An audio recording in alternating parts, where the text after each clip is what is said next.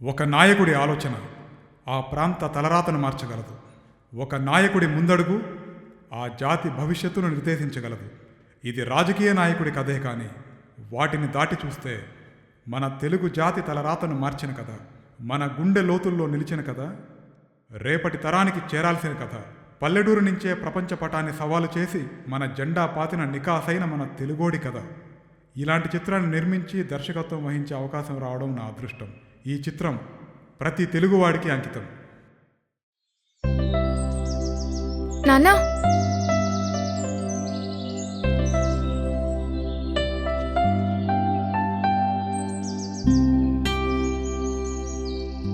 ప్రపంచంలో అత్యంత ధనవంతుల లిస్ట్ వచ్చేసింది.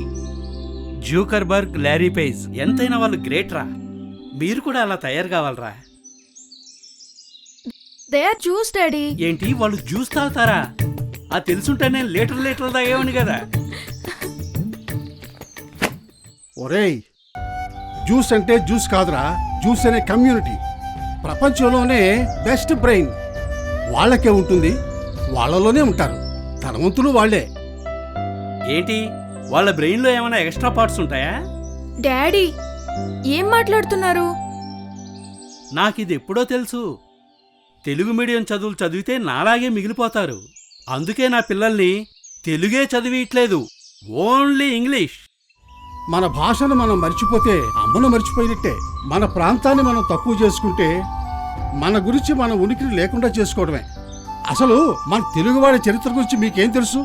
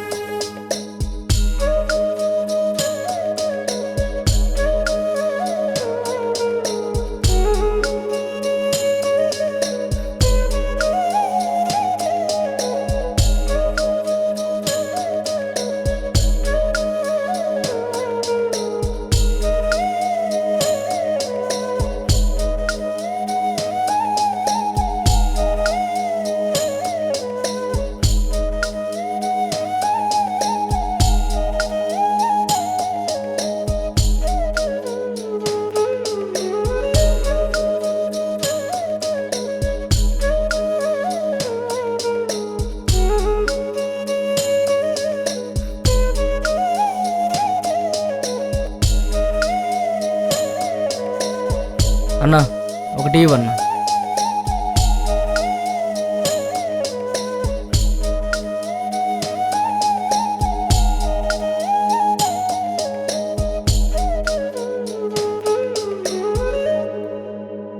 ఓహో, తెలుగు వాళ్ళకి అంత చరిత్ర ఉందా? ఎంత చరిత్ర ఉంటే ఏముంది, ఇప్పటి ప్రపంచంతో పోటీ పడే శక్తి కూడా కావాలి కదా మనకి. హనుమంతుడికి కూడా జాంబవంతుడు చెప్పే వరకు తన శక్తి తనకు తెలియదు. అవకాశాన్ని కల్పించి అన్నీ సమకూరిస్తే ఎవరైనా సాధించగలరు. మరి మనకి అవకాశాలు కల్పించేది ఎవరు తాతయ్య? 30 సంవత్సరాల క్రితం మన తెలుగు వారందరికీ అవకాశాన్ని కల్పించి ఎగిరేలా చేయాలని కల్లో కన్నాడు ఒక స్వాప్నికుడు. పల్లెటూరులో పుట్టిన ప్రపంచ గమనాన్ని ముందే దర్శించిన దార్శనికుడు. సాగే విజనరీ ఇది తెలుగోడి డిక్షనరీ, సాగే విజనరీ ఇది తెలుగోడి విక్టరీ.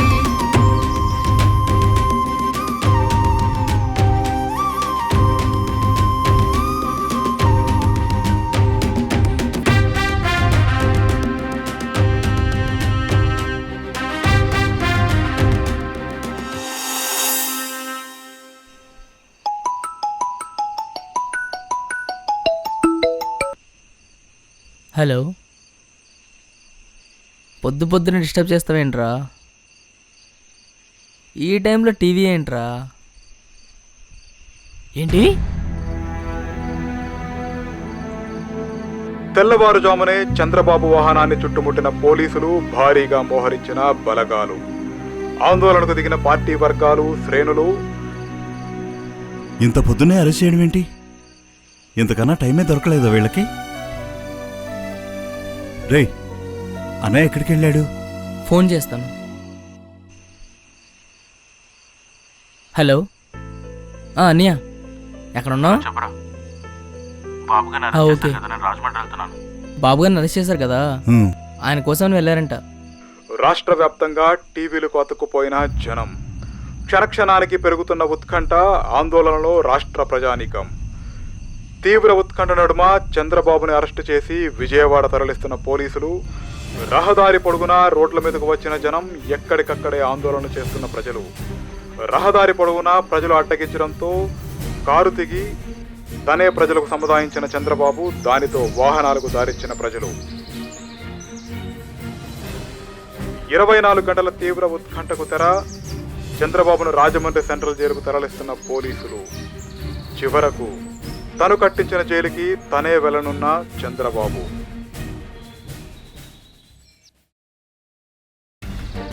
మీ అబ్బాయి ఏంటి చాలా రోజులు నుంచి కనపడలేదు అసలు? బాబుగారిని అరెస్ట్ చేశారు కదా, 50 రోజుల నుంచి అక్కడే ఉన్నాడు, ఇంకా రాలేదు.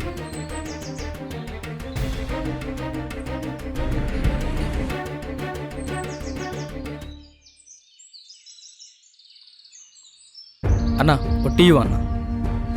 ఇస్తాను కానీ తమ్ముడు, 50 రోజుల నుంచి చూస్తున్నా. పొద్దుగాలే వస్తారు, సాయంత్రం దాకా ఏడే ఉంటారు. ఏంటి మీ కథ?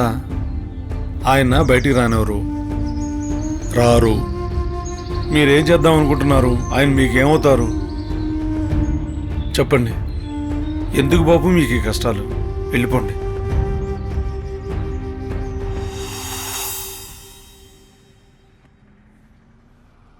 వచ్చేస్తున్నానయ్యా, నాకు తొందరగానే రావాలంది, ట్రాఫిక్ కదా, వచ్చేస్తున్నా. 15 సంవత్సరాల తర్వాత మిమ్మల్ని కలవాలని వస్తున్నాను. నాకు చాలా ఆతృతగా ఉంది మిమ్మల్ని కలవాలని. వస్తున్నా, కాసేపులో వచ్చేస్తాను.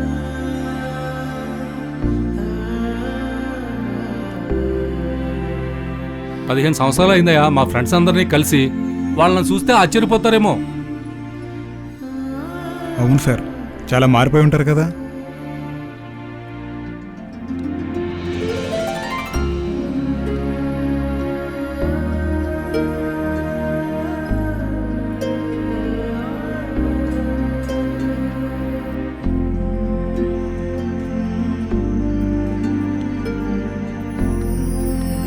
ఒరే సుందరం, ఎన్నాళ్ళైందిరా నిన్ను చూసి.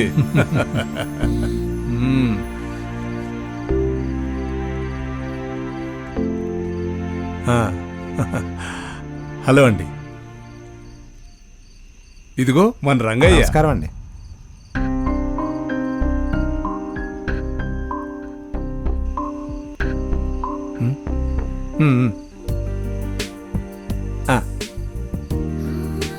ఏరా, మన ప్రెసిడెంట్ గారు తెలుసా? ఆయన నాకెందుకు తెలీదు?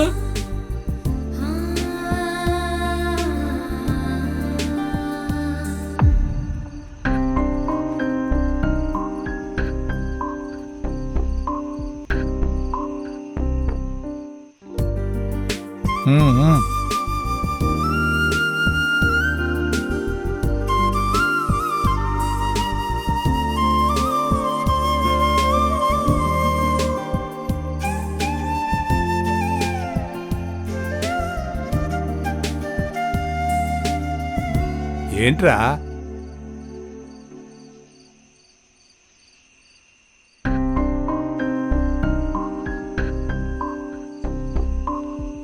పదిహేను సంవత్సరాల తర్వాత నేను మీ ఊరు వచ్చానురా. నన్ను చూసి మీరు షాక్ అవుతారనుకుంటే మీరే నాకు షాక్ ఇచ్చారా? రే షాకేంట్రా? అదేరా, నీ పక్కన కూర్చున్న అతను నీ దగ్గర కూలి పని చేసేవాడు కదా. ఆ ప్రెసిడెంట్ పక్కన కూర్చున్న అతను ఆ పాత ప్రెసిడెంట్ ఇంట్లో పనిచేసేవాడు కదరా. అవును. అతనేమో ప్రెసిడెంట్ గారి పక్కన కూర్చోవడం, ఇతనేమో నీ పక్కన కూర్చోవడం, ఇదేంట్రా? రే అవన్నీ తర్వాత చూసుకుందాం, పదరా ముందెళ్ళి కూర్చుందాం.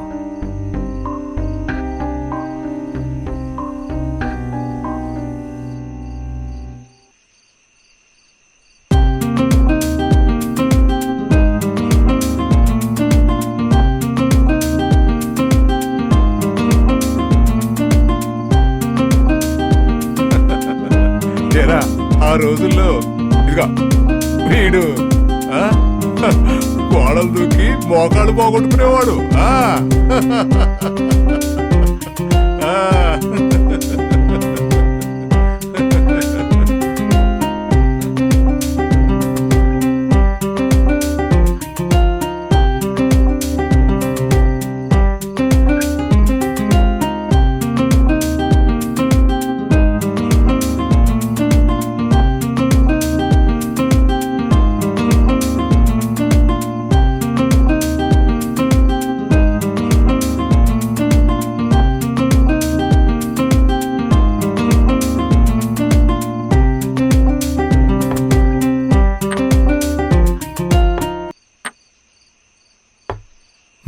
ఒరే ఎలక్షన్స్ వస్తున్నాయి కదరా, ఎవరికి సపోర్ట్ చేస్తున్నావు?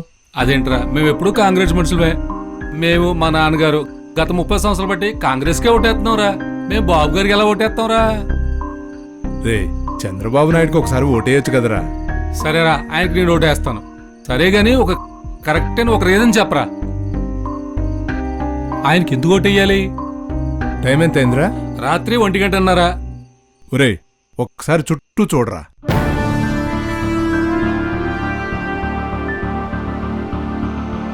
చూసాను, అయితే ఏంటి? ఏ బిల్డింగ్ లోనైనా ఒక్క లైట్ అయినా ఆగుందా? ఆగలేదు. ఏంటంటా? అర్ధరాత్రి 1 గంటకి ఇన్ని లక్షల మంది పనిచేస్తున్నారు. ఇన్ని లక్షల కుటుంబాల్లో వెలుగులు రావడానికి ఆయన ఎంత కష్టపడి ఉంటారా? కళ్ళ ముందు ఇంత సాక్ష్యం పెట్టుకొని ఇంకా కారణాలు అడుగుతావేంట్రా నువ్వు? ఆగరా, చెప్పావుగానే. చంద్రబాబు నాయుడు ఐటీ సిటీ కట్టాడు, అభివృద్ధి చేశాడు, ఇవన్నీ మా చిన్నప్పటి నుంచి 30 సంవత్సరాలు బట్టి వింటూనే ఉన్నావురా. గ్రామంలో పేద ప్రజలకు ఏం మంచి జరిగింది, అలాగే నిరుపేదలకు ఏం జరిగింది, సమాజంలో ఏం మేలు జరిగింది, సమాజానికి ఏం మంచి జరిగింది, ఇలాంటిది ఏదైనా కొత్తదుంటే చెప్పరా. ఫస్ట్ నేను ఓటేస్తాను, 10 మంది చేత కూడా ఓటేస్తాను. ఏంటండి నా మాటలకు అంత కామెడీగా నవ్వుతున్నారు? నా మాటలు అంత కామెడీగా ఉన్నాయా?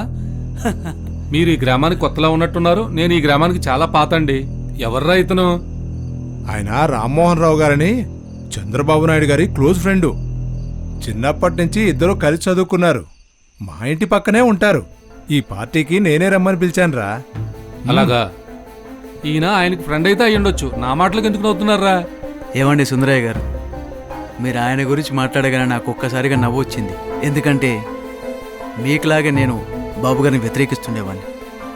కానీ బాబుగారు నాకు మంచి మిత్రుడు. అయినా ఆయన పద్ధతులు విధానాలు నాకు మొదట్లో నచ్చేవి కాదు. కానీ బాబుగారి ఆలోచన సమాజం కోసం ఎలా ఉండేదో తెలుసా?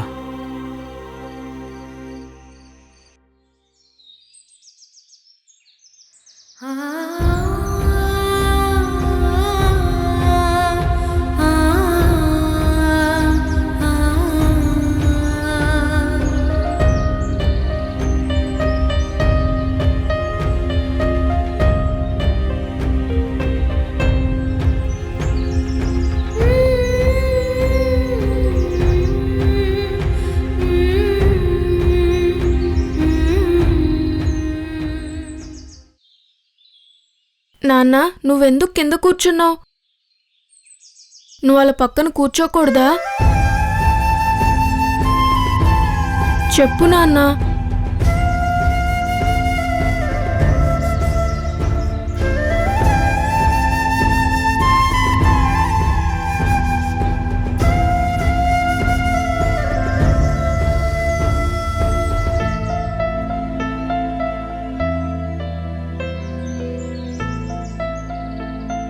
అన్నా మన ఊరికి ఎన్నికలు వచ్చినాయి. ఉమ్, మన ఊరు రిజర్వ్డ్ అయింది. ఉమ్. ఆ పంచాయతీ ఎన్నికల్లో నేను పోటీ చేద్దాం అనుకుంటున్నా. పోటీ చేసి నేనే గెలవాలనుకుంటున్నా. రే, నువ్వు ప్రెసిడెంట్ అయ్యి చేసేదేమీ లేదురా. వాళ్ళ పక్కన కూర్చోగలమా మనం? మన బ్రతుకులేం మారవురా. మనం ఎప్పటికీ ఇంతే. చూడయ్యా, మనకి స్వాతంత్రం వచ్చి 60 ఏళ్ళయింది. మన ఇళ్ళేమో ఇంకా ఊరి చివర్లోనే ఉన్నాయి. మనకు నిజమైన స్వాతంత్రం అంటే పదవులో పథకాలో కాదు, సమానమైన గౌరవం దక్కాలి. అప్పుడే మనకు నిజమైన స్వాతంత్రం వచ్చినట్టురా.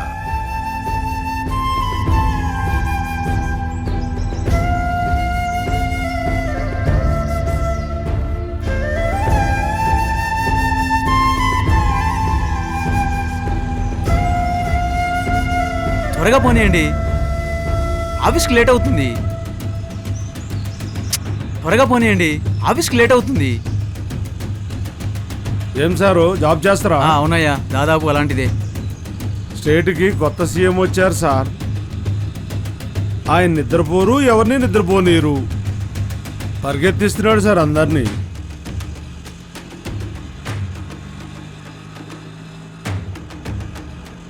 సార్ చెప్పండి. ఇప్పుడే బయలుదేరాను సార్. ఇంతకీ మీరెక్కడున్నారు? సరిపోయింది. సీఎం గారేమో ఎక్సెల్ షీట్ పట్టుకుని ఆఫీసులో కూర్చున్నారు, మీరు ఇంకా బెడ్షీట్ తీయలేదా? అర్జెంట్ సార్, కొంచెం త్వరగా రండి సార్ ప్లీజ్. అయ్యా నువ్వు కొంచెం తొందరగా పోనీ. ఎందుకు సార్ అంత కంగారు పడుతున్నారు? ఎక్కడ పని చేస్తారు? మా స్నేహితుడి దగ్గరేనయ్యా. ఫ్రెండ్ దగ్గర పని చేసేటప్పుడు అంత భయం ఎందుకు సార్? నా ఫ్రెండ్ అందరిలాంటి వాడు కాదులే. పోనీ పోనీ తొందరగా. Okay sir.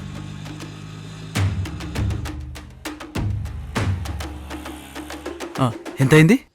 70 rupees sir. 70 రూపాయలు. ఇదిగో. ఎవరు సార్ మీ ఫ్రెండ్ అంత కంగారు పడుతున్నారు? చంద్రబాబు నాయుడు. సీఎం గారా?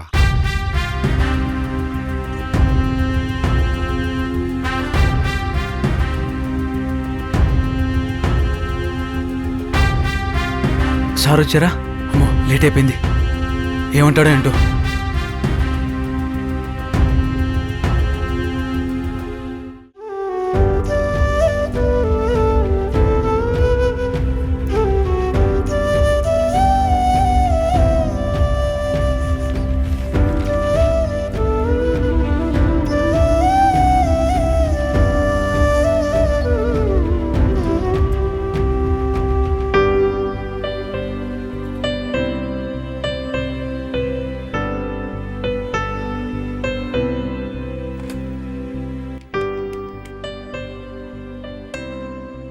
పామూరు ఎంఆర్ఓ గారి కలపండి.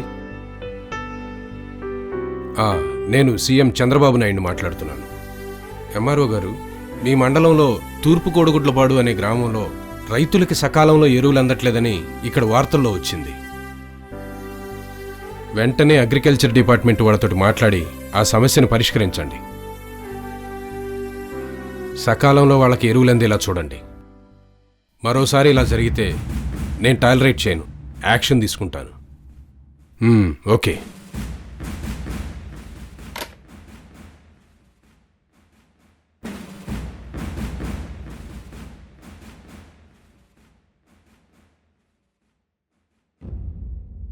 Good morning. కూర్చో. గుడ్ మార్నింగ్ బాబు గారు. గుడ్ మార్నింగ్, కూర్చోండి.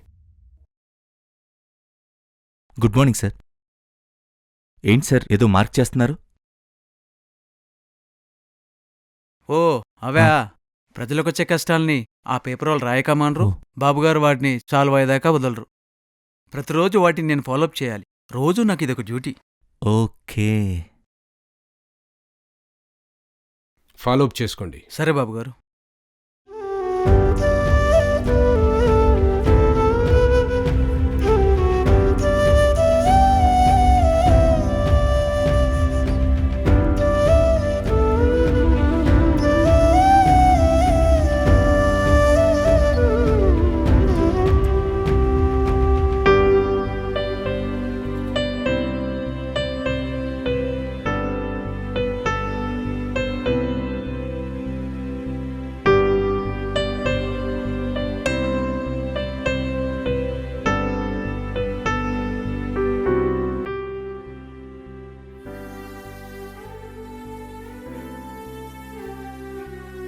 నెక్స్ట్ ప్రోగ్రామ్ ఏంటి బాబు గారు? సార్ ఈరోజు మనం శ్రమదానం అని చెప్పి పక్కా పల్లెటూరుకు వెళ్ళాలి సార్, షెడ్యూల్ ప్రకారం. బాబు గారు, ఈసారి పల్లెటూరుకి వెళ్ళినప్పుడు నన్ను తీసుకెళ్ళండి. చాలా కాలమైంది పల్లెటూరుకి వెళ్ళి. ఆ గాలి, పొలాలు అన్నీ. నీకంత సరదాగా ఉంటే నిన్ను కూడా తీసుకెళ్తాను. చాలా సంతోషం. పల్లెటూరుకు వచ్చి పచ్చని పొలాలు చూసి గాలి పీల్చుకుందామంటే బాబుగారు నాతో మట్టి పని చేపిస్తున్నారు. ఏంటో ఇదంతా.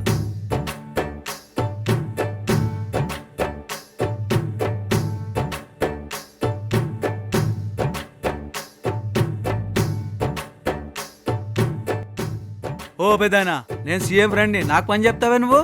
అయ్యా, ఆడ మన సీఎంఏ పని చేస్తున్నాడు. ఓహో, ఆయన చేస్తాడయ్యా, నేను చేయాలి కదా. అరే, అటేం చూస్తావు, తీసుకో, పోసిరాపో. ఓ నీ అవ్వ.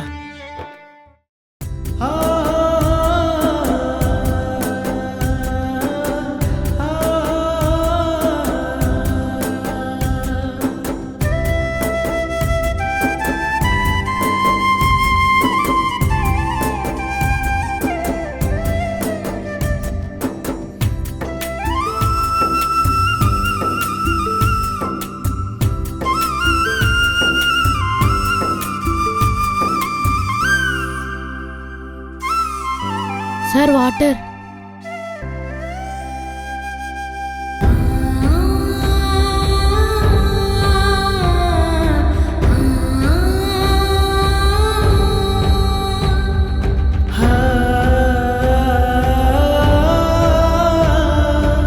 Thank you.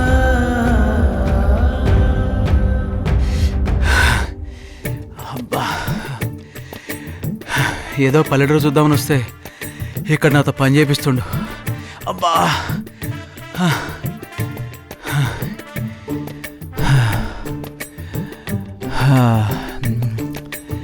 అబ్బా.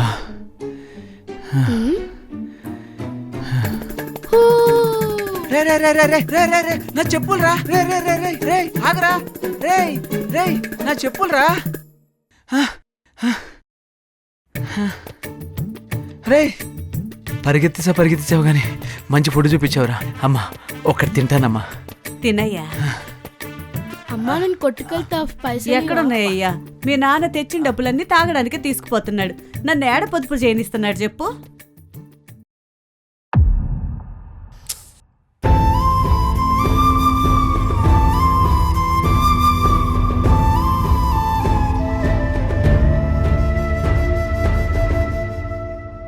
బాబుగారు, ప్రజలు మీకు ఓట్లేసి గెలిపించి మిమ్మల్ని సీఎం చేసింది వాళ్ళకేదైనా పనులు చేసి పెడతారని. మీరేమో శ్రమదానం పేరుతో వాళ్ళ పనులు వాళ్ళే చేసుకోమంటున్నారు. ఇది ఎంతవరకు న్యాయం బాబుగారు? మరేం చేయమంటావు? ఎవరికైనా కాంట్రాక్టర్కి ఇస్తే వాళ్ళే బాగు చేసి ఇస్తారు కదా. సరే, మీ ఇంట్లో ఎవరు చేస్తారో చెప్పు పని, ఆ కాంట్రాక్టర్కి ఇచ్చి చేయిద్దాం. మా ఇంట్లో కాంట్రాక్టర్లు ఎందుకు చేస్తారు? మా ఇంట్లో పనులు మేమే చేసుకుంటాం. ఓ, మరి మీ ఇంట్లో పని మీరు చేసుకుంటున్నప్పుడు ఊరు కూడా మనందరిదే కదా, మనం చేసుకుంటే తప్పే ఉంది చెప్పండి. సర్లే, ఫీల్ అవ్వకు. ఈ మధ్య మీ అత్తగారు నీకేదో బాగా డబ్బులు ఇచ్చినట్టున్నారుగా. ఈ పల్లెటూరులో 10 ఎకరాల పొలం కొనొచ్చు కదా. ఈ పల్లెటూరులో ఏముంది బాబుగారు, నేను హైదరాబాద్లో కొనుక్కుంటా. అక్కడైతే రేట్లు పెరుగుతాయి, డెవలప్ అవుతుంది. ఓకే, నీ డబ్బు మాత్రం బాగా పెరగాలి, జనాల సొమ్ము మాత్రం కాంట్రాక్టర్లకి ఇచ్చి దుర్వినియోగం చేయాలంటావు, అంతేగా? అది కాదు బాబుగారు. సర్లే చెప్పు. మీకెలా చెప్పను? మీరెన్నన్నా చెప్పండి. ప్రజల నాడి మీకంటే నాకే ఎక్కువ బాగా తెలుసు అనుకుంటున్నాను. అంటే ప్రజల నాడి తెలియకుండానే నేను సీఎం అయ్యానంటావు? అది కాదు బాబుగారు, ప్రజలకి ఏం చేస్తే మేలవుతుందన్న సంగతి మీకంటే నాకే ఎక్కువ బాగా తెలుసు అనుకుంటున్నాను. సరే, కావాలంటే నిరూపించమంటారా? సరే, నిరూపించు. అదిగో అక్కడ కల్పించే పొలం దగ్గర కారు అప్పించండి. అక్కడ రైతుతో మాట్లాడి ఈ విషయాలు మీకు నిరూపిస్తాను. అవునా? డ్రైవర్, ఆ పొలం దగ్గర కారు ఆపు.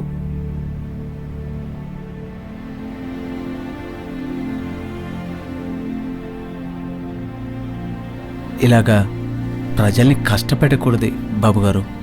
అందరిలాగా మీరు కూడా వాళ్ళకి ఏవో 4 పథకాలు పెట్టేయండి. అది చాలు, అభివృద్ధి వద్దంటావు. సరే, వెళ్ళి నిరూపించు. సరే బాబు గారు.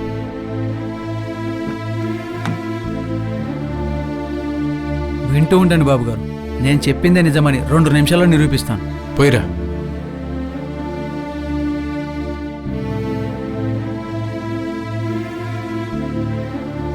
ఓ పెద్దాయనా, ఏం చేస్తున్నావు? కనపడతలేదా సార్, గడ్డి పీకుతున్నాం. అంత మంచిదేనమ్మా? మంచిదే సారు. ఊర్లో రాజకీయాలు ఎట్లా నడుస్తున్నాయి? మంచిగానే ఉన్నాయి సారు. మనలో మన మాట, బాబుగారి పరిపాలన ఎలా ఉంది? మంచిగానే ఉంది సార్.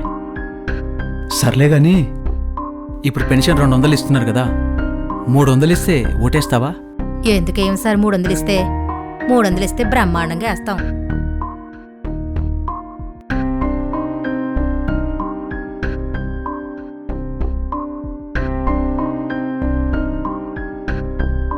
విన్నారు కదా బాబు గారు, అందరిలాగా మీరు కూడా వాళ్ళకి ఏవో 4 పథకాలు పెట్టేయండి. ఇప్పటికైనా నా మాట వినండి, ప్రజల పల్సి నాకు బాగా తెలుసు. అయితే సరే, ఈసారి వెళ్ళి నేను చెప్పింది చెప్పు. పో.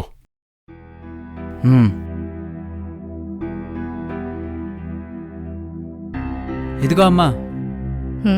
సార్, ఇందాక 300 పెన్షన్ అన్నా కదా, పెన్షన్ ఇస్తే ఓటేస్తాను చెప్పినావు కదా. అవును సార్. పెన్షన్ ఇస్తే ఓటేస్తావా, లేక ఉద్యోగాలు ఇస్తే బాబుగారు ఓటేస్తావా? పెన్షన్ ఇస్తే మంచిదే సారు, ఉద్యోగాలు ఇస్తే బాగా బతుకుతాం.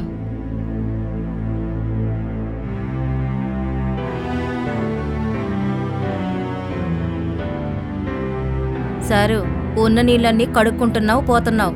మాకు నీళ్లు లేక మా భూములన్నీ ఎండుకుపోతున్నాయి. నీకేమమ్మా, 2 ఎకరాల పొలం ఉంది కదా. పేరుకే ఇంత పొలం సార్, నీళ్ళు లేవు ఏమి లేవు సార్. నేనే కూలి పని చేస్తున్నా. అవునా, సర్లే గాని పిల్లోడేం చదువుతున్నాడు? చదువు లేదేం లేదు సారు, పని చేసుకొని బతుకుతున్నాం. చదువుకున్న పిల్లగంతో పని చేపిస్తున్నాందమ్మా. ఏం చేయమంటారు సార్, ఉద్యోగాల్లో ఏమి లేవు. ఈ చదువులు గిదువులు మాతోని కావు సార్. నువ్వు ఇప్పిస్తారంటే చెప్పు, చదివిస్తాం. సర్లే అమ్మా, నేనేదో మాట వరుస కంటే నన్ను ఉద్యోగం ఇప్పేయమంటావు?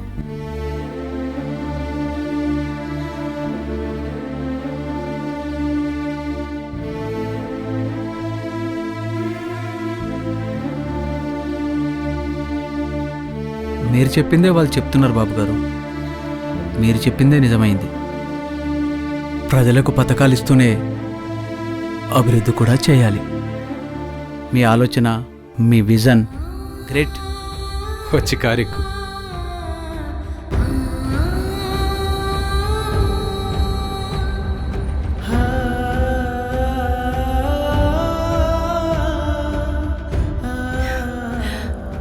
మీకోసం ఎవరు వచ్చారో చూడండి, మీ గురువు గారు వచ్చారు.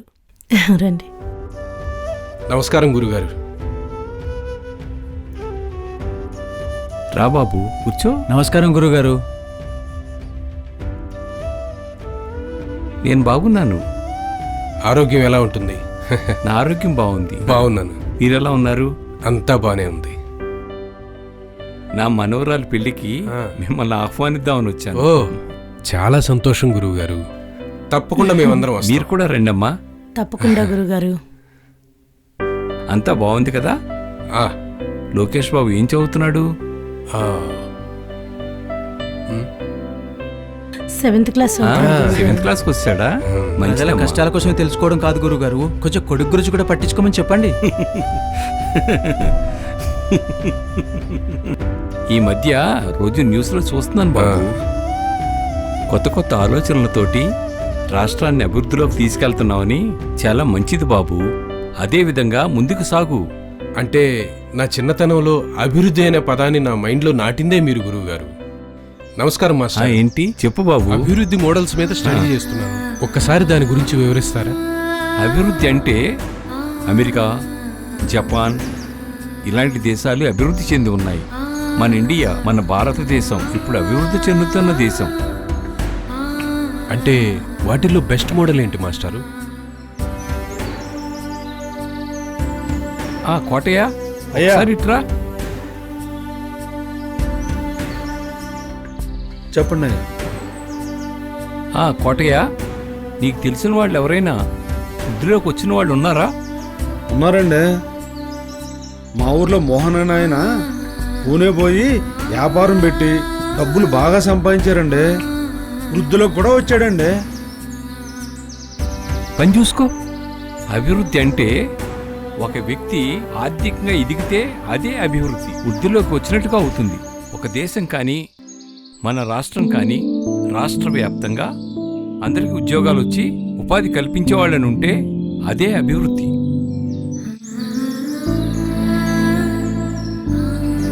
అలాగే గురుగారు. మంచిది బాబు, మంచిది. అలాంటిది ఈరోజు నాకు సీఎంగా అవకాశం వచ్చింది. అభివృద్ధి చేయకుండా ఎలా ఉంటాను చెప్పండి? ఈయన తెలుసు కదా బాబు, సీనియర్ జర్నలిస్ట్ రఘురామయ్య గారు. వారు తెలియకపోవటం ఏంటండి? వారు రాసిన ప్రతి ఆర్టికల్ నేను చదువుతూనే ఉంటాను. చాలా బాగా రాస్తారు. ప్రభుత్వం చేసిన తప్పుల్ని ఎత్తి చూపిస్తూ సూటిగా ప్రశ్నించడంలో వారు సిద్ధహస్తులు. బాబుగారు, మీరు నన్ను పొగుడుతున్నారని నాకు తెలుసు, కానీ మిమ్మల్ని నేను పొగడను. ఎందుకంటే నా అనుభవం ఎక్కువ. స్వాతంత్రం వచ్చిన తొలినాళ్ల నుంచి ఎందరెందరో నాయకులు వస్తున్నారు, మన సంపదను పంచిపెడుతున్నారు. ఎవ్వరూ కూడా సంపదను పెంచేవాళ్ళు లేరు. మీరు కూడా అభివృద్ధి అని పేరు పెట్టి అదే పని చెయ్యొద్దు. సంపదను పెంచి పంచండి, మిమ్మల్ని నేను పొగుడుతాను. తప్పకుండా అండి, తప్పకుండా. సార్, ఈ ఫైల్స్ మీద మీ సంతకాలు కావాలి సార్. ఏంటివి? సార్, కరెంటు ఛార్జీలు, బస్ ఛార్జీలు పెంచాలి సార్. ఇప్పుడేవి పెంచాల్సిన అవసరం ఏమొచ్చింది? లేదంటే మనకున్న ఆర్థిక పరిస్థితుల్లో ఉద్యోగస్తులకు జీతాలు ఇచ్చే పరిస్థితి లేదు సార్. కాబట్టి మనం తప్పని పరిస్థితుల్లో పెంచాల్సి వస్తుంది సార్. ప్రజల దగ్గర డబ్బులు వసూలు చేసి మళ్ళీ వాళ్ళకే పంచడానికి మనం ఏమన్నా గుమస్తా ఉద్యోగం చేస్తున్నావా? ప్రజలు మనల్ని ఎన్నుకున్నది వాళ్ళ జీవితాల్లో మార్పు తీసుకొస్తాం, దీనికోసం కాదు. ఇక నుంచి మనది ఒకటే ఎజెండా, రాష్ట్ర ఆర్థిక అభివృద్ధి జరగాలి. దానికోసం మనం ఏం చేస్తే బాగుంటుందో నాకు నెక్స్ట్ మీటింగ్లో ఇన్పుట్స్ ఇవ్వండి. ఓకే?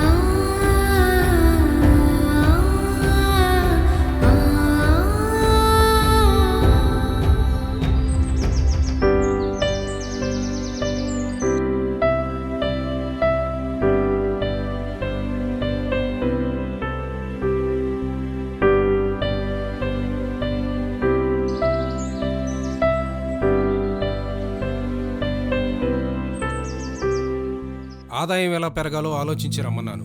ఆలోచించారా? మీ ఆలోచనలు చెప్పండి. బాబుగారు, మన రాష్ట్రానికి మీకంటే ముందు చాలామంది సీఎంలు అయ్యారు. వాళ్ళు ఈ రాష్ట్రాన్ని ఎలా పరిపాలించాలో ఒక మోడల్ సెట్ చేసి పెట్టారు.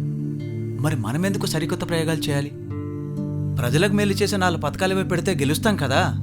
అంటే ప్రజలకు పథకాలు ఇస్తే సరిపోతుందా? వాళ్ళు ప్రభుత్వం మీద ఆధారపడకుండా స్వతంత్రంగా బ్రతికేలా మనం తయారు చేయాలి కదా. సార్, మనం రాష్ట్రంలో ఇండస్ట్రీస్ డెవలప్ చేద్దాం సార్. అలా చేస్తే ఎక్కువ మందికి ఉద్యోగాలు వస్తాయి, ఆదాయం సమకూరుతుంది. నా దగ్గర ఒక ఆలోచన ఉంది. మీ అందరికీ పేపర్ కటింగ్స్ పంపించాను కదా, చూసారా? దాంట్లో ఏముంది? భవిష్యత్తులో ఐటీదే విప్లవం అని చెప్పేసి ఆర్టికల్ ఉంది కదా. అంటే భవిష్యత్ అంతా ఐటీదే. మనం ఐటీని డెవలప్ చేద్దాం. దాంతో యువతకి చాలా ఉద్యోగాలు వస్తాయి. దాంతో మన రాష్ట్రం యొక్క ఆదాయం పెరుగుతుంది. మనం ఒక టెక్నాలజీ సిటీని కడదాం. దాంతో మన రాష్ట్రం ఆదాయం పెరుగుతుంది. అదేవిధంగా అభివృద్ధి చెందుతుంది. సార్, మన ప్రజలకి కంప్యూటర్ గురించి అవగాహన ఎక్కువ మందికి లేదు. అలాంటి వాళ్లతో ఐటీ విప్లవం తెస్తానంటున్నారు. మన రాష్ట్ర ఆర్థిక పరిస్థితి చూస్తే జీతాలు కూడా ఇవ్వలేని పరిస్థితి. ఇలాంటి టైంలో ఐటీని డెవలప్ చేయాలంటే చాలా డబ్బులు ఖర్చు పెట్టి ఇన్ఫ్రాస్ట్రక్చర్ డెవలప్ చేయాల్సి వస్తుంది. దీనివల్ల సంక్షేమ పథకాలకు నిధులు సరిపోవు. మీ మీద వ్యతిరేకత వచ్చే అవకాశం ఉంది. మీరు ఓడిపోయే ప్రమాదం ఉంది సార్. చిన్నప్పుడు మా మాస్టర్ ఒక మాట చెప్పేవారు. నీ దగ్గర ఒక 10 రూపాయలు ఉంటే ఒక 5 రూపాయలతో మామిడికాయ కొనుక్కో, ఇంకో 5 రూపాయలతో ఒక మొక్కని నాటు, కొంతకాలం దానికి నీళ్లు పోసి పెంచు. అదే నీకు నీ భవిష్యత్ తరాలకి నీడనిచ్చే మహావృక్షం అవుతుంది. అలా మన రాష్ట్రం కోసం మనం నాటే మొక్కే హైటెక్ సిటీ. మహానగరంలో పురుడు పోసుకున్న ఐటీ వృక్షం, భాగ్యనగరంలో ఐటీ పరిమళాలు, టెక్నాలజీ సిటీ కట్టబోతున్న చంద్రబాబు. అన్న పేపర్ చూసావా? బాబాయ్ ఏదో బిల్డింగ్ కట్టాడంట. అక్కడెక్కడో బిల్డింగ్ కడితే మనకేం లాభం రా? సార్, ప్రజల్లో చాలామంది ఈ బిల్డింగ్తో మనకేం పని అనుకుంటున్నారు సార్. ఈ ఐటీతో మనకొచ్చే ప్రయోజనం ఏముంది అనుకుంటున్నారు సార్. ఈరోజు మనం చేసే పనితో కూలి పని చేసుకునే వారి కొడుకైనా, పొలం పండించే రైతు కొడుకైనా అదే పొలం గట్టు మీద కూర్చొని అమెరికాలో సైతం ఉద్యోగం చేసుకునే రోజు వస్తుంది. అదే మన విజన్ 2020. అను చూసావా? విజన్ 2020 అంట. ఈ బాబు ఏంట్రా ఇప్పుడే ఏదో చేయమంటే 20 ఏళ్ల తర్వాత చేస్తానంటాడు. తాత, విజన్ 2020 అంటే ఏంటి? 20 ఏళ్ళ తర్వాత ఏమవుతుంది తాత? ఏమైతే మనకేంటి? రాళ్ల గుట్టల్లో బిల్డింగులు కట్టి రాష్ట్రాన్ని మార్చబోతున్నాడు. ఢిల్లీకి పోతేనే హైదరాబాద్ గురించి పట్టించుకునే వాళ్లే లేరు. అలాంటిది అమెరికా నుంచి పెట్టుబడులు వస్తాయంటే ఎవరు నమ్ముతారు? ఉద్యోగాలు తర్వాత గాని ముందు నీ ఉద్యోగం పోకుండా చూసుకో బాబు. బాబుగారు, మీ ఉద్యోగం పోకుండా చూసుకోండి. ఏంటండి? ప్రతిపక్షం వాళ్ళు అంటున్నారు ఒక్క బిల్డింగ్తో రాష్ట్ర భవిష్యత్తు మారిపోతుందా అని. మనం కూడా ఒక బిల్డింగ్ కట్టి ఎందుకు ఆగుతాం? ఇంకా ఎన్నో ఐటీ హబ్స్ రావాలి, ఇంకా ఎయిర్పోర్ట్ రావాలి, ఇంకా నగరం చాలా అభివృద్ధి చెందాలి. రోడ్ల విస్తరణ, తర్వాత ఫ్లైఓవర్స్, ఔటర్ రింగ్ రోడ్, ఇలా ఎన్నో రకాలుగా నగరం అభివృద్ధి చెందాలి. ఇప్పుడు కరెక్ట్గా చెప్పారు బాబుగారు. పాత పడగొట్టేసి కొత్త ఎయిర్పోర్ట్ కట్టాలి. ఇప్పుడు జనాలకు కావాల్సింది అదే కదా. పాత ఎయిర్పోర్ట్ పడగొట్టాం, సిటీ బయట కొత్త ఎయిర్పోర్ట్ కడతాం. అది భవిష్యత్ అవసరాలకు సరిపడేలా, అంతర్జాతీయ పెట్టుబడులు ఆకర్షించేలా కట్టబోతున్నాం. ఏదో ఒకటి కొత్తవి కడుతున్నారు, మాకు అవే చాలు. ఆ గ్యాస్ సిలిండర్ ఫైల్ ఎంతవరకు వచ్చిందో నాకు త్వరగా అప్డేట్ ఇవ్వండి. ఆ రోడ్ వైండింగ్ కూడా కంప్లీట్ అవ్వాలి. ఎక్కడికి వెళ్తున్నా? ఐటీ హబ్ దగ్గరికి వెళ్తున్నా సార్. పల్లెటూరులో పనికి మాత్రం నేను కావాలి, ఐటీ హబ్లో ఎంజాయ్ చేయడానికి మాత్రం నేను అక్కర్లేదా? సార్కి చెప్పండి సార్. అడుగుతాం సార్. బాబు గారు, నేను కూడా ఐటీ హబ్కి వస్తాను. ఐటీ హబ్కా? సరే వచ్చి. Thank you sir.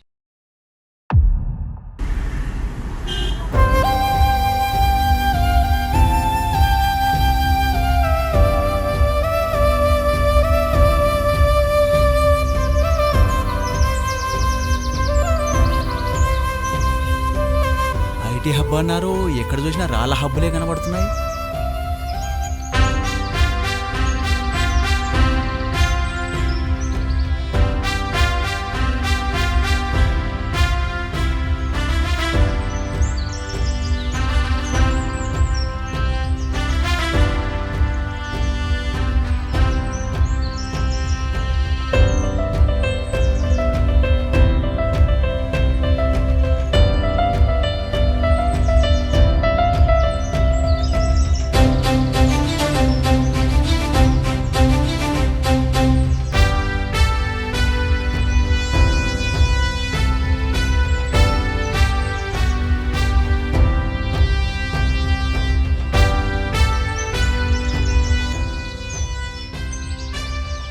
కనపడుతుంది సార్ అక్కడ?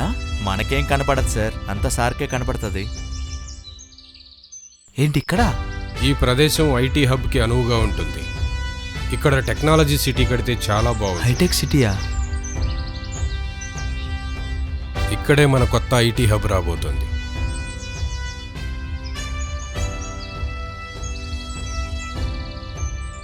బాబు గారు, ఈ బండల్లో మైక్రోసాఫ్ట్ వస్తుందా? అవును, మైక్రోసాఫ్ట్ ఇక్కడికే వస్తుంది. అంటే ఐటీ ఉద్యోగులు ఈ బండ్ల మీద కూర్చొని పని చేసుకునే అవకాశం కల్పిస్తున్నారా? పద.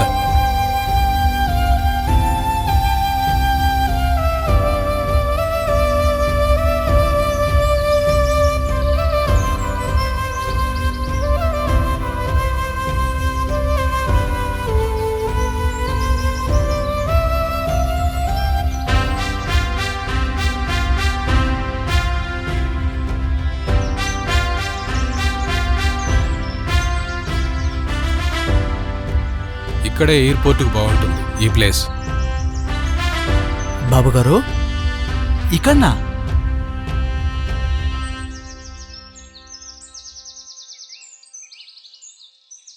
ఓ బాబు, ఇట్రా. చెప్పండి సార్. ఏ ఊరు మీది? శంషాబాద్ సార్. ఇక్కడేం చేస్తున్నావు? బర్రెలు కాసుంటుంది సార్. మీ ఊరికి బస్సు వస్తుందా? 2 రోజులకు ఒకసారి వస్తుంది సార్. మా సారు మీ ఊరికి ఫ్లైట్ వేస్తున్నాడు. అంటే ఏంటి సార్? గదేనాయా, గాల్లో ఎగురుతుంది విమానం. విమానం మాజా చేయకండి సార్. ఏంటి బాబు ఇది?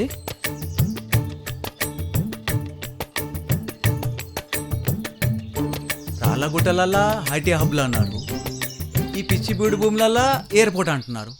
ఇంకేం ప్లాన్ చేస్తున్నారు బాబు గారు? బాబు గారు వస్తున్నాను, పదండి సార్.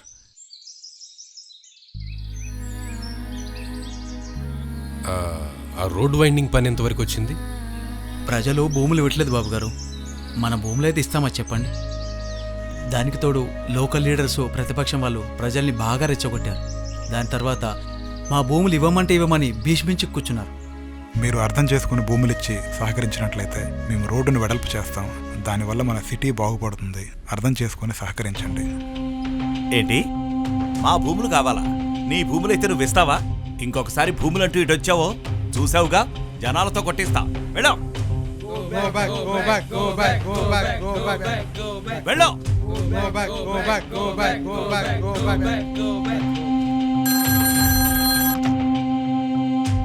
చెప్పు. నువ్వు ఏం చేస్తావో తెలీదు కానీ ప్రజలు భూములు ఇవ్వడానికి వీల్లేదు. ఆ చంద్రబాబు నాయుడు రోడ్డు వైండింగ్ ఎలా చేస్తాడో చూద్దాం. సార్, మీరేం కంగారు పడద్దు. ఇక్కడ జనాలెవరూ భూములు ఇవ్వడానికి ఇష్టపడట్లేదు. ఆ బాబు రోడ్లు ఎట్లా వేస్తాడో నేను చూస్తాను. ఓకే, ఒకసారి ఆఫీసర్కి ఫోన్ కలపండి. అలాగే సార్.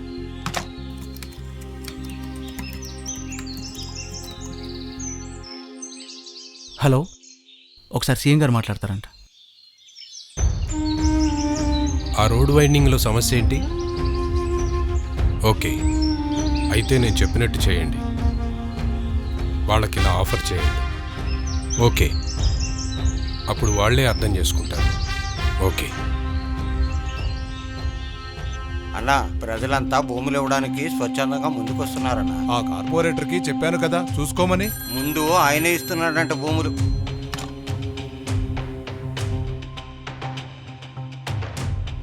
ఏం జరిగింది చూసుకుంటా అన్నావు కదా. సార్, నన్నేం చేయమంటారు? ఆ బాబు భూమి బదులు భూమి ఇస్తున్నాడు, రోడ్లు వెడల్పు చేయిస్తున్నాడు. దాంతో సిటీ వాల్యూ పెరుగుతోంది. జనాలందరూ భూమిని ఇవ్వడానికి సిద్ధపడ్డారు. ఈ విషయంలో నేనేం చేయలేను సార్. నేను ఆగినా వాళ్ళు ఆగేటట్టు లేరు. Sorry sir. అన్ని ఏరియాల నుంచి రోడ్డు వైడ్ చేయమని ప్రపోజల్ వస్తున్నాయంటన్నా. ఈ బాబు అందరినీ మార్చేస్తున్నాడన్నా. ఇట్టయితే హైదరాబాద్ రూపురేఖలు మారిపోతాయి కదన్నా.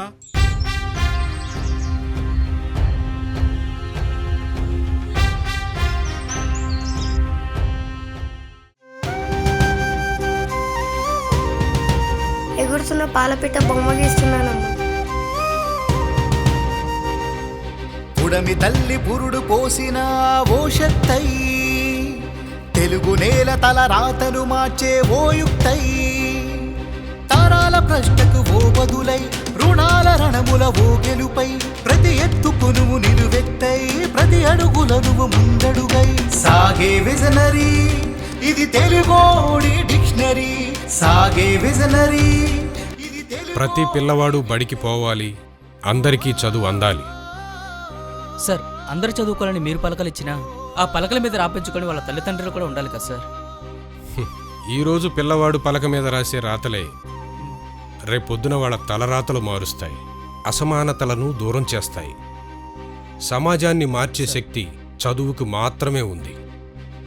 అవును సార్. అడియాసల ఎండమావిని అరిచేసే చినుకు సమ్మెటై కనబడని వెలుగు జాడని వెతికి చిన తెలుగు తేజమై తొలిసారిగా ఎల్లలు దాటి కల తీర్చిన కాంతి పుంజమై తెలుగోడి తెగువను చాటే తిరుగులేని బ్రహ్మాస్త్రమై సాగే విజనరీ ఇది తెలుగోడి డిక్షనరీ సాగే విజనరీ ఇది తెలుగోడి. ఇది డ్రిప్ ఇరిగేషన్ సిస్టమ్ అమ్మా. మీ దగ్గర ఒక బకెట్ నీళ్లుంటే దాన్ని మొక్కకు పోస్తే అవి చాలా వరకు ఆవిరైపోతాయి. అదే బకెట్ నీటిని పైపుల ద్వారా ఇలా మొక్కకు అందించినట్లయితే చాలా రోజుల పాటు ఒక బకెట్ నీటిని వాడుకోవచ్చు. ఇదిగో పెద్దాయన, ఆ రోజు నేను మీ ఊరొచ్చినప్పుడు నీరు లేక నీ పంటలు ఎండిపోవటం నేను చూశాను. అందుకనే ఇప్పుడు ప్రాజెక్టులు కట్టి మీకు నీరందించాలంటే దానికి చాలా కాలం పడుతుంది. కాబట్టి ఈలోగా మీకు 90% సబ్సిడీతో డ్రిప్ ఇరిగేషన్లు మీకు ఇవ్వబోతున్నాను. ఈ రోజు నుంచి దళారీ వ్యవస్థను పూర్తిగా రద్దు చేస్తున్నాం. మీ పంటను మీరే అమ్ముకునే విధంగా రైతు బజార్లు ప్రారంభిస్తున్నాం.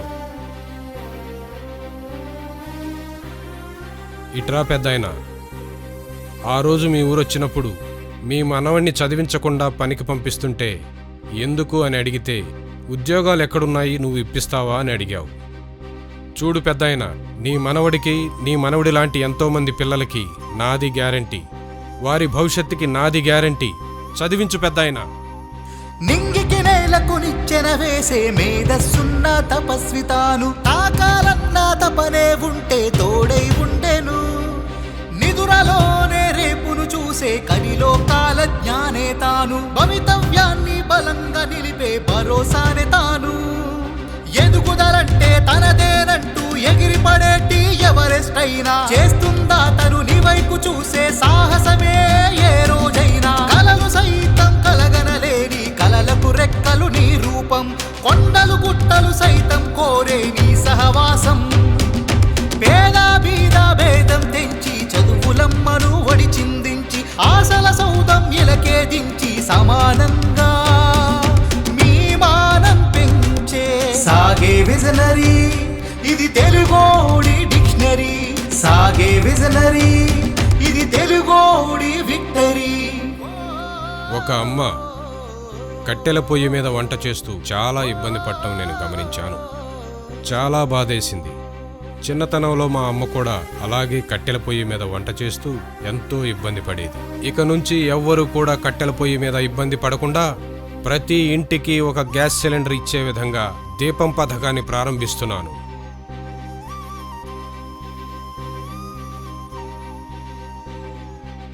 ప్రతి మహిళ పొదుపు చేసుకునే విధంగా, అదేవిధంగా పొదుపు చేసుకున్న సొమ్ముతో ఇంకా కొంత లాభం సంపాదించే విధంగా డ్వాక్రా పథకం అనే ఇంకో పథకాన్ని కూడా ప్రారంభిస్తున్నాను.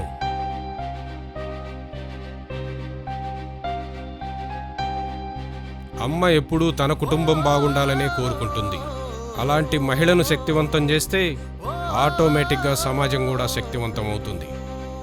అందుకే నా మొదటి ప్రాధాన్యత మహిళలకే. మహిళను మెరిపించేటి మెరుగులు దిద్దే యంత్రం తాను మెరవాలన్న కోరిక ఉంటే కొలిమిగా మారేను. విజయం వాకిలి తెరిపించేటి తెగువే ఉన్న తంత్రం తాను ఆశయమన్నది నీలో ఉంటే అవకాశం అయ్యేను. నీ ఖ్యాతి ఆరని జ్యోతై విశ్వపటాన విహరిస్తుంటే 1000 తరాలు కూడు వరాలై తెలుగోడి గూటికి చేరే. కష్టం సైతం ఇష్టపడేటి స్వేదం చిందే విందువు నువ్వు, విజయం సైతం వెంటపడే దిగ్విజయం నువ్వు. సాధక బాధలు తనకే పంచి ఎడారిలో వరి పండించి ఇలలో స్వర్గము రుచి చూపించి తెలుగో సాగే విజనరీ, ఇది తెలుగోడి డిక్షనరీ. సాగే విజనరీ, ఇది తెలుగోడి విక్టరీ.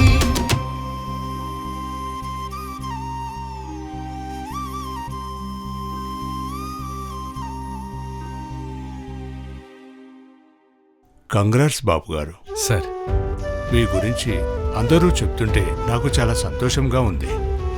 మీ ఆలోచనలు, మీరు అమలు చేసిన ఇనిషియేటివ్ దేశవ్యాప్తంగా అందరూ మాట్లాడుకుంటున్నారు. మీరు ఇలాగే ముందుకు వెళ్ళాలని నా యొక్క అభినందనలు. Thank you sir. సార్, నేను ఒక విషయం మీతో మాట్లాడాలని వచ్చాను. ఇటీవలి కాలంలో నేను మలేషియా వెళ్ళడం జరిగింది.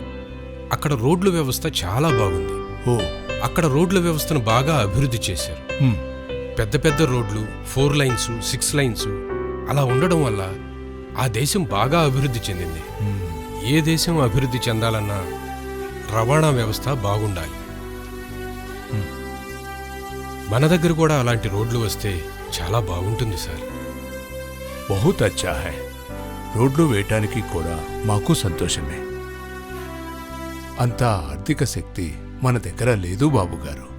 అంత ఆర్థిక పరిస్థితి లేనందువల్ల రోడ్లు వేయటానికి వీలు కాదు. సార్, నేను ఒక మోడల్ని అధ్యయనం చేశాను సార్. వారు డబ్బు లేకపోయినా ప్రైవేట్ సెక్టార్ని ఇన్వైట్ చేసి పబ్లిక్ ప్రైవేట్ పార్ట్నర్షిప్ తోటి రవాణా వ్యవస్థను బాగా అభివృద్ధి చేశారు. మన దేశ ఇన్ఫ్రాస్ట్రక్చర్ కూడా బాగా అభివృద్ధి చేయగలం. దానివల్ల ప్రజలకు మెరుగైన వసతులు కల్పించడం ద్వారా రాష్ట్ర అభివృద్ధికి పాటుపడ్డవాళ్ళం అవుతాం. అందుకే నేను దేశంలో మొట్టమొదటిసారిగా 4 లైన్ రోడ్డు వేయడానికి ఒక ప్రపోజల్తో వచ్చాను. మీరు ఒక్కసారి అధ్యయనం చేయండి.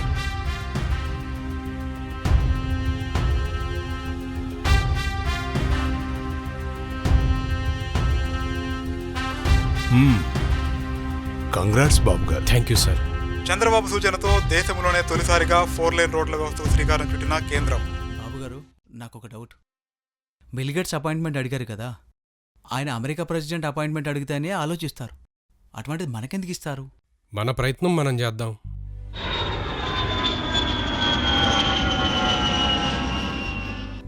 Hello sir, I'm Chandrababu Naidu, chief minister of Andhra Pradesh.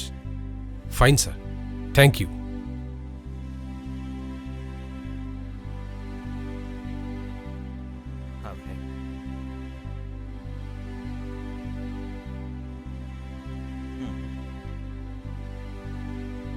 నేను ఇక్కడికి వచ్చింది మీరు మా ప్రాంతంలో మీ సాఫ్ట్వేర్ ఎక్స్పాన్షన్కి ఆఫీస్ ఓపెన్ చేయమని రిక్వెస్ట్ చేయడానికి. Where it is? Sir, Hyderabad. Yes sir. I never heard about it. మీరు చెప్పింది నిజమే సార్. మా ప్రాంతం అంత పాపులర్ కాదు, కానీ అత్యంత శక్తివంతమైన యువకులు మా వద్ద ఉన్నారు. వారంతా ఇంగ్లీష్లో నిష్ణాతులు.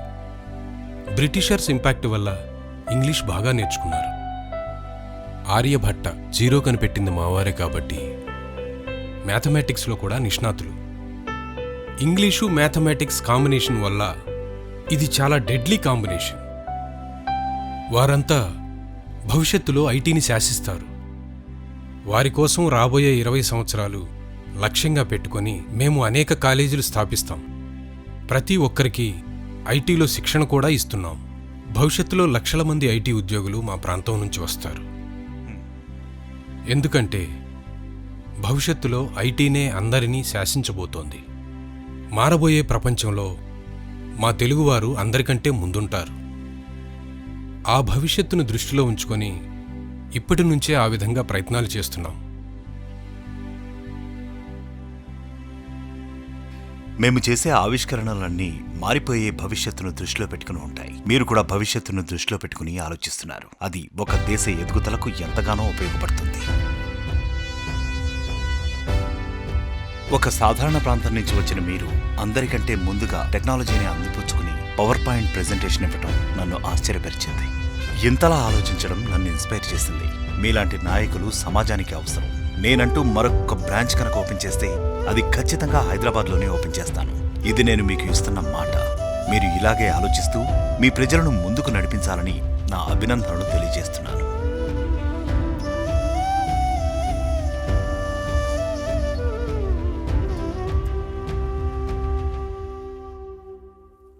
ఎప్పుడు చూసినా ఈ బాబు రాష్ట్రంలో ఉండడు. ఢిల్లీ అంటాడు, అమెరికా అంటాడు, ఐటీ అంటాడు, పెట్టుబడి అంటాడు. ఏమన్నా అంటే ఒక బిల్డింగ్ చూపించి మొత్తం మారిపోతుంది అంటాడు. ఈ పెట్టుబడుల పేరు చెప్పి ప్రపంచ యాత్ర మాత్రం బాగానే చేస్తున్నాడు ప్రభుత్వ ఆదాయంతో.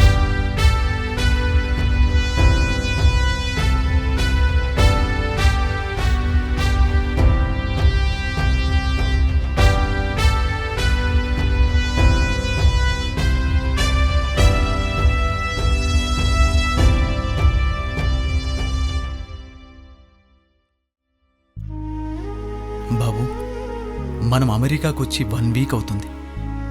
చాలా కంపెనీలు కలిసాం, అందరికీ ప్రజెంటేషన్లు ఇచ్చాం. కానీ ఏ ఒక్కరు కూడా మన దగ్గర కంపెనీలు పెట్టడానికి ముందుకు రావట్లేదు.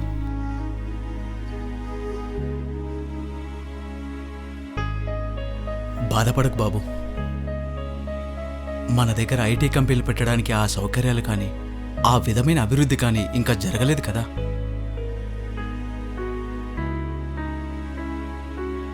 మన ప్రయత్నాలన్నీ మనం చేద్దాం.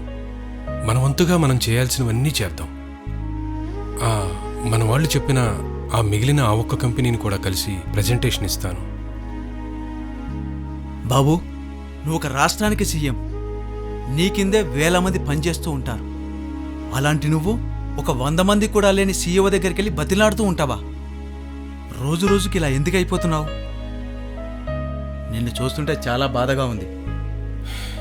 నీకు గుర్తుందా, నేను మినిస్టర్ అయిన తొలినాళ్లలో మనం ఒక ఊరెళ్ళాం.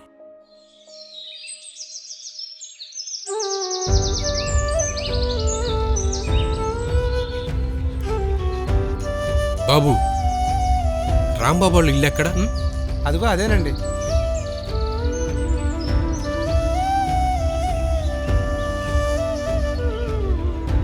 అమ్మా, రాంబాబు గారి ఇల్లు ఇదేనా?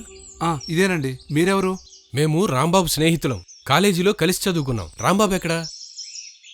ఇంకెక్కడ రాంబాబు అండి, ఎప్పుడో చనిపోయాడు.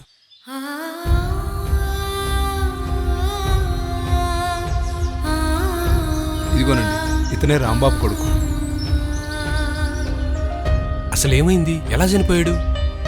రాంబాబు మా ఊర్లోనే బాగా చదువుకునేవాడు, మా అందరికీ ఆదర్శం. కానీ ఉద్యోగాలు రాక గవర్నమెంట్ ఉద్యోగాల కోసం ప్రయత్నం చేసి 1-2 మార్కుల్లో పోయేవి. రాంబాబు ఎంతో కష్టపడేవాడు.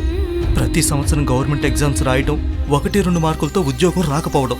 అలా ప్రయత్నించి ప్రైవేట్ ఉద్యోగాలు తక్కువ ఉండటం వల్ల చిన్న చిన్న పనులు చేయలేక, ఉద్యోగం రాక మానసికంగా నలిగి ఆత్మహత్య చేసుకున్నాడు. మేమందరం డిగ్రీలు కంప్లీట్ చేశాం సార్, కానీ మాకు ఉద్యోగాలు లేవు. మేము మీకోసం మీరు వచ్చారని చూడడానికి వచ్చాం సార్. మేమందరం పొలం పనులు చేసుకుని బ్రతుకుతున్నాం సార్.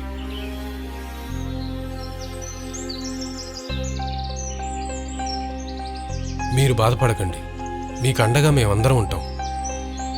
మన తరం ఎలాగో అయిపోయింది బాబు. కనీసం ఈ పిల్లాడికైనా మన వయసు వచ్చేసరికి వాళ్ళకి సరిపడ సర్కార్ కొలువులు కానీ ప్రైవేట్ కొలువులు కానీ వస్తాయా బాబు? ఆ కథ అక్కడితో అయిపోలేదు. అలాంటి సంఘటనలు నా కళ్ల ముందు ఈ 20 ఏళ్లలో ఎన్నో జరిగాయి.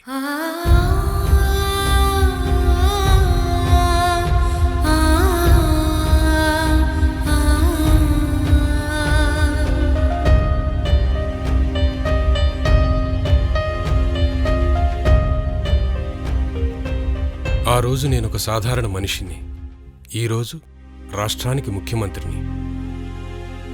చదువుకొని కుటుంబానికి, దేశానికి ఉపయోగపడాల్సిన యువత సరైన అవకాశాలు లేక వారి జీవితాల్ని వృధా చేసుకుంటున్నారు. అటువంటి వారి కోసం, వారి భవిష్యత్తు కోసం పనికొస్తుంది అనుకుంటే 100 మంది ఉండే కంపెనీ ఏంటి, 10 మంది ఉండే కంపెనీకైనా వెళ్ళి బ్రతిమలాడుకుంటాను. ఈరోజు మనం చేసే చిన్న పనికే ఒక్క ఉద్యోగం వచ్చినా అది రాబోయే రోజుల్లో లక్షల ఉద్యోగాల విప్లవానికి నాంది.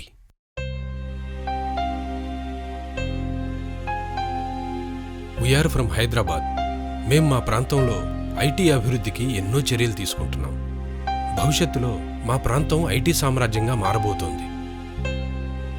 మీరు గనక మా హైదరాబాద్ వచ్చి పెట్టుబడి పెట్టినట్లయితే మీకు చాలా ఉపయోగకరంగా ఉంటుంది. Hyderabad? What's that? I never heard about that. It is in India. Yeah, please consider. I will provide everything. Thank you. Thank you so much. Okay. Nice seeing. Let's proceed. Okay. Thank you.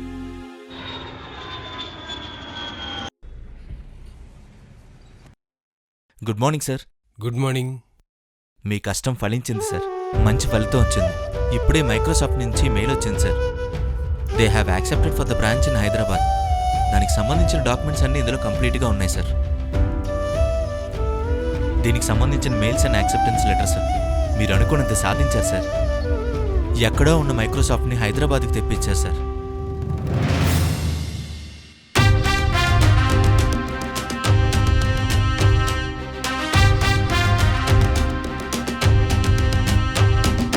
అడియాసల ఎండమావిని అరిచేసే చినుకు సమ్మెటై కనబడని వెలుగు జాడని వెతికి చిన తెలుగు తేజమై తొలిసారిగా ఎల్లలు దాటి కల తీర్చిన కాంతి పుంజమై తెలుగోడి తెగువను చాటే తిరుగులేని బ్రహ్మాస్త్రమై సాగే విజనరీ ఇది తెలుగోడి డిక్షనరీ.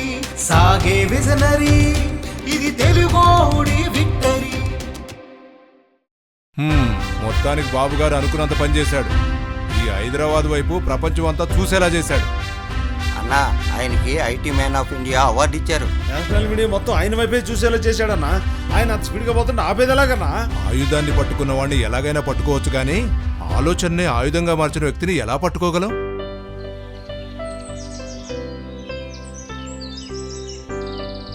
ఏదో అనుకున్నానబ్బాయి, చంద్రబాబు మార్పు తెచ్చేటట్టుగా ఉన్నాడు. బాబు, ఈరోజు పేపర్ చూసావా? ఏ పేపర్ చూసినా నీ గురించే రాశారు. నేషనల్ మీడియా మొత్తం నీకోసమే మాట్లాడుకుంటున్నారు. మన రాష్ట్రానికి ఐటీ తీసుకురావాలని కళ నెరవేరింది బాబు. మొత్తానికి సాధించావు. ఇకనైనా కష్టపడడం ఆపొచ్చు కదా. ఈ మాత్రానికి రిలాక్స్ అవ్వమంటావా?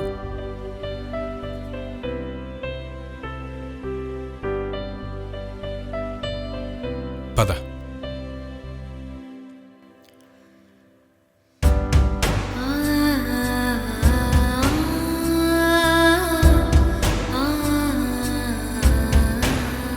ఇది విజన్ 2020. ఇక్కడ చూడు.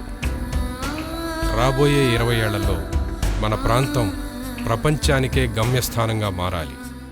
అన్ని దేశాల నుంచి పెట్టుబడులు పెట్టడానికి ఇక్కడికే తరలి రావాలి. మన యువకులందరూ కూడా బెస్ట్ స్కిల్డ్ పీపుల్గా తయారవ్వాలి. అగ్రికల్చర్, ఇండస్ట్రీస్, ఇలా ప్రతి రంగంలో మనవాళ్లే ముందుండాలి. ఇంత పని పెట్టుకొని ఈ మాత్రానికే రిలాక్స్ అవ్వమంటే ఎలా?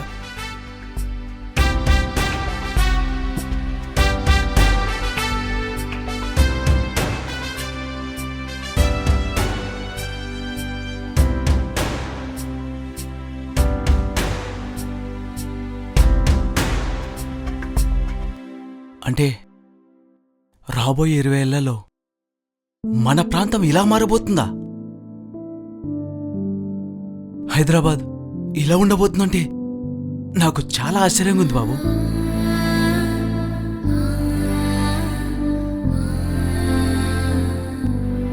ఇది ప్రపంచానికి తెలియని ప్రాంతం. ఇక్కడికి మైక్రోసాఫ్ట్ రావడంతో ప్రపంచం మొత్తం ఈ నగరాన్ని చూసింది. ఈ నగరంలో ఐటీ వెలుగులు నిండాలి. ఆ వెలుగులు పల్లెల్లో ఉన్న పూరి గుడిసెలను తాకాలి. రేపటి తరానికి రెక్కలు తొడగాలి. వారు ప్రపంచాన్ని చూడాలి. ప్రపంచ గమనంలో మన తెలుగువారిని ముందు వరుసలో నిలబెట్టాలి. మనం ఎక్కడ మొదలయ్యామన్నది కాదు, మనం ఎక్కడ నిలబడ్డాం, మన వాళ్ళని ఎక్కడ నిలబెట్టామన్నదే ముఖ్యం. అప్పటి వరకు నాకు తెలుసు బాబు, మీరు నిద్రపోరు, మమ్మల్ని నిద్రపోనియరు.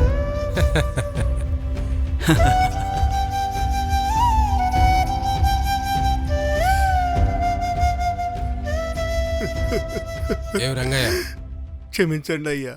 ఏం రంగయ్య, ఏమైంది? ఏమైంది రంగయ్య? ఏమైందో చెప్తానే కదా తెలిసేది. మీ ఇంట్లో లాగే 4 ఇళ్లలో పని చేసుకుంటూ బతుకుతున్నామయ్యా. ఓ రోజు మా ఓనర్ని నా కొడుకు చదువు కోసం డబ్బులు అడిగితే, అయ్యా ఏంటి నా కొడుకు చదువుకి కాలేజీ ఫీజు కట్టాలి, కొంచెం సహాయం చేయండి అయ్యా. మీకెందుకయ్యా పెద్ద పెద్ద చదువులు, తాహతకు మించిన పనులు. ఎవరు ఎక్కడుండాలో అక్కడ ఉండటం మంచి. వెళ్ళు.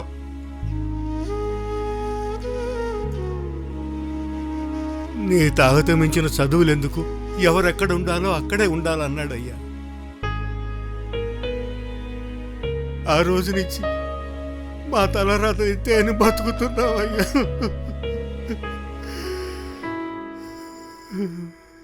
అయ్యా, ఈ రోజు ఏమైందో తెలుసా అయ్యా?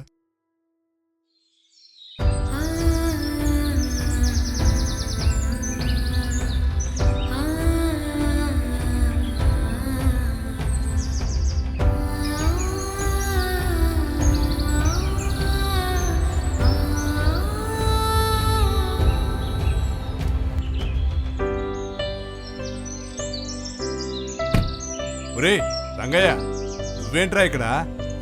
అయ్యా, ఇక్కడ గాని పనికి జాయిన్ అయ్యావేంట్రా? మీరేంటయ్యా ఇక్కడ? నేనా, మా అబ్బాయికి మైక్రోసాఫ్ట్ లో జాబ్ వచ్చిందిరా. జాగ్రత్త అయ్యా.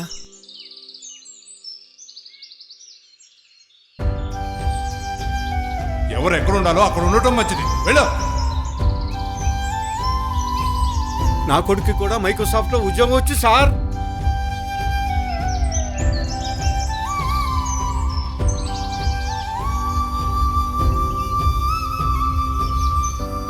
నాకు ఊహ తెలిసిన కాడి నుంచి మా తాత, మా నాన్న, నేను అందరం ఈ ఎన్నె కూలి పనులు చేసుకుంటూ బతుకుతున్నామయ్యా.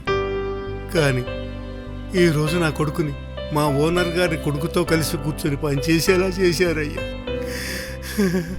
మిమ్మల్ని అర్థం చేసుకోలేకపోయానయ్యా. ఇది నేను చేసింది నా కోసమో నీ కోసమో కాదయ్యా. మన రాష్ట్రంలో ప్రతి ఇంటి నుంచి నీ కొడుకులాగే ఇంజనీర్లు బయటకు వస్తారు. లక్షల్లో ఉద్యోగాలు వస్తాయి. కంప్యూటర్లకి ఉన్నవాడు లేనివాడు, వాడు వీడు అన్న తేడా తెలీదు. ఎవరు బాగా చదువుకుంటే వాళ్లదే భవిష్యత్తు.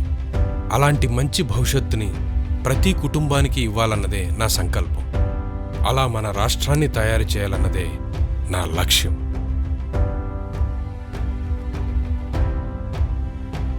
నా కుటుంబం తరతరాలుగా కూలివాళ్లుగానే బతికాం. కానీ నా కొడుకు కూలివాడు కాలేదు. కంప్యూటర్ పట్టుకుని మా ఓనర్ గారి కొడుకుతో పాటు సమానంగా కూర్చోగలుగుతున్నాను. నేను కూడా ఆయనతో పాటు సమానంగా కూర్చోగలుగుతున్నాను. ఇంతకన్నా సాక్ష్యం ఏం కావాలయ్యా? అయ్యా, నా కొడుకు చిన్నప్పుడు నన్నొక ప్రశ్న అడిగాడు. వాడు పుట్టిన దగ్గర నుంచి నేను కింద కూర్చోవటం, అంటరానితనాన్ని అనుభవించడం ఇవన్నీ చూసి పెరిగినవాడు. వాడు నన్నొక ప్రశ్న అడిగాడు. ఆ ప్రశ్నకి సమాధానం చెప్పలేక నేను మౌనంగా ఉండిపోయాను. నాన్న, నువ్వెందుకు కింద కూర్చున్నావు? నువ్వు వాళ్ళ పక్కన కూర్చోకూడదా? వాడు నన్ను అందరితో సమానంగా చూడాలన్నదే వాడి కల. అది కలగానే మిగిలిపోతుందనుకున్నా. కానీ వాడు బాగా చదివి మంచి ఉద్యోగం సంపాదించడంతో వాడి కల నెరవేరింది. స్వతంత్రం వచ్చి 60 ఏళ్లైనా ఇంకా మేము ఊరి చివర్లోనే బ్రతుకుతున్నాం. నిజమైన స్వతంత్రం అంటే పథకాలివ్వడం కాదు, సమాజంలో సమానమైన గౌరవం దక్కడం. అందరూ పథకాల వల్లే మన తలరాతలు మారతాయనుకుంటే, ఒక్క చంద్రబాబు నాయుడు గారి అభివృద్ధి వల్ల అందరి తలరాతలు మారతాయని నమ్మాను. ఆ అభివృద్ధి వల్లే మా కొడుకు కన్నా కల నెరవేరింది. మా తలరాతలన్నీ మారాయి. అయితే ఇప్పుడేంటి? అంతా మారిపోయిందంటావా? సమాజంలో అసమానతలే లేవంటావా? అసమానతలు లేవని నేను చెప్పను, కానీ అవి తగ్గుముఖం పట్టే దిశగా అడుగులు పడ్డాయి. అభివృద్ధే అసమానతలను తొలగిస్తుందని ఆయన నమ్మారు. ఆ దిశగా ముందడుగు వేశారు. భవిష్యత్ ఇంకా ఎంత మారబోతుందో. ఎవరైనా కష్టాల్లో ఉంటే కుంగిపోతారు, కానీ చంద్రబాబు మాత్రం కొత్త బాట వేసుకుంటాడు. కొద్ది రోజుల క్రితం ఆయనకు సభలో ఘోర అవమానం జరిగింది. అందరం బాధలో ఉంటే ఆయనకు ఆ సమయంలో కూడా కుటుంబం ఎలా అండగా నిలిచిందో తెలుసా?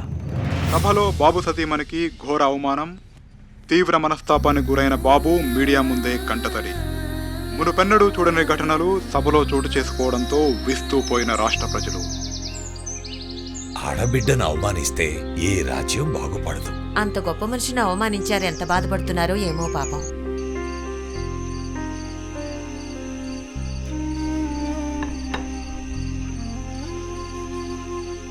ఏమండి ఏమండి మీరలా బాధపడకండి. నేనొక మహనీయుడి కూతుర్ని, మీలాంటి మహోన్నతమైన వ్యక్తికి భార్యని. మీ ఇద్దరి జీవితాలు ప్రజల కోసం అంకితం చేశారు. అలాంటి మీ ఇద్దరి జీవితాల్లో నేను ఒక భాగం. నాకంటే అదృష్టవంతురాలు ఇంకెవరుంటారు? ఇలాంటి వాటి గురించి మీరు ఆలోచించకండి. మీరు వేసే ప్రతి అడుగులో నేను తోడుంటాను. మీరు ఇంకా ముందుకెళ్ళాలి, ప్రజలకి మరింత సేవ చేయాలి.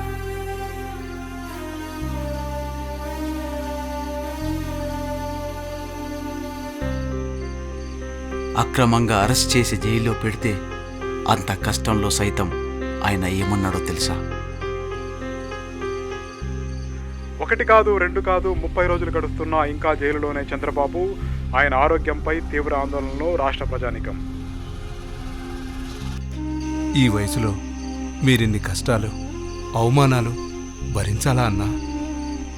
ఒక్కసారి బయటికెళ్ళి చూస్తే మనం చేసిన పనుల వల్ల బాగుపడ్డ లక్షల కుటుంబాలు కనిపిస్తాయి. నన్ను నమ్ముకున్న వాళ్ల కోసం ఇలాంటివి ఎన్నైనా భరిస్తా. అనుకున్నది సాధిస్తా, అమరావతి నిర్మిస్తా, భవిష్యత్ తరాలకి మరో మహావృక్షాన్ని బహుమతిగా ఇస్తా. అలాంటి వ్యక్తి కోసం వీరి పిల్లలు ఏం చేశారో తెలుసా? సరే కానీ ఇందాక నుంచి నేనే మాట్లాడుతున్నా, నువ్వేం సమాధానం చెప్పట్లా. ఆయనకి నీకు ఏంటి సంబంధం? ఏంటి నీ కథ? అసలు విషయం ఏంటి?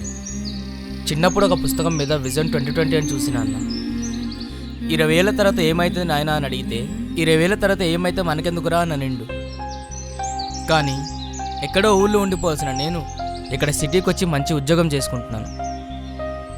ఆయన విజన్కి ప్రతిరూపం నేను. అలాంటి పెద్దాయన జైల్లో ఉంటే నేనెట్లా ఇంటికాడ ఉంటానన్నా? అందుకే ఇక్కడ నిలబడి ఉన్నా. చిన్నప్పుడు మా నాయన నాకు మాట చెప్పిండన్నా, నిజమైన స్వాతంత్రం ఎప్పుడు అంటే మనకు సమాజంలో సమానమైన గౌరవం దక్కినప్పుడు అని. మా నాయన్ని సమాన గౌరవంతో చూడాలన్నదే నా కలగానే మిగిలిపోతుందనుకున్నాను. కానీ ఆ పెద్దాయన చేసిన అభివృద్ధి వల్ల మా రాతులు మారాయి, మా ఊరి తలరాతులు మారాయి. అలాంటి పెద్దాయన ఇప్పుడు జైల్లో ఉన్నారు. ఎవరైనా జైలుకి వెళ్తే వాళ్ళు చేసిన తప్పులు బయటకు వస్తాయి. కానీ ఈయన జైలుకి వెళ్తే ఆయన చేసిన గొప్ప పనులన్నీ బయటకు వస్తున్నాయి. 50 రోజుల తర్వాత మా దేవుడు బయటకు వస్తున్నాడు. మా దేవుణ్ణి దేవుడు ఊరేగింపులా ఇంటికి తీసుకెళ్తామన్నా. 50 రోజుల నిరీక్షణకు తెర, జైలు నుంచి చంద్రబాబు విడుదల, ఆయన కోసం లక్షలాది మంది రాక. సాగే విజనరీ, ఇది తెలుగోడి డిక్షనరీ. సాగే విజనరీ, ఇది తెలుగోడి విక్టరీ. మనకు నిజమైన స్వాతంత్రం అంటే పదవులో పథకాలు కాదు, సమానమైన గౌరవం దక్కాలి. అప్పుడే మనకు నిజమైన స్వాతంత్రం వచ్చినట్టురా.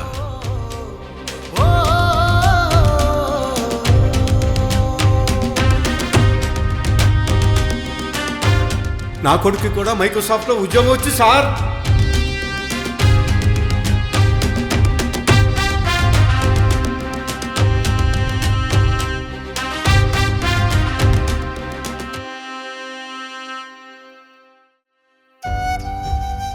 నా తెలుగు నేల మహోన్నత చరిత్ర కలిగిన నేల. మహనీయులు నడిచిన ఈ నేల దేశానికే అన్నపూర్ణగా పేరుగాంచిన నేల. తరాల చరిత్ర, ఆగని జీవనదులు, ఎప్పుడూ కరుణించే వెంకటేశ్వరుడు, ఇలాంటి ఘన చరిత్ర కలిగిన ఈ నేలకి, నా ప్రజలకి నాయకత్వం వహించే అవకాశం రావడం నా అదృష్టం. నా ప్రజలకు మంచి భవిష్యత్తు అందించడం కోసం నా కడశ్వాస వరకు పనిచేస్తాను.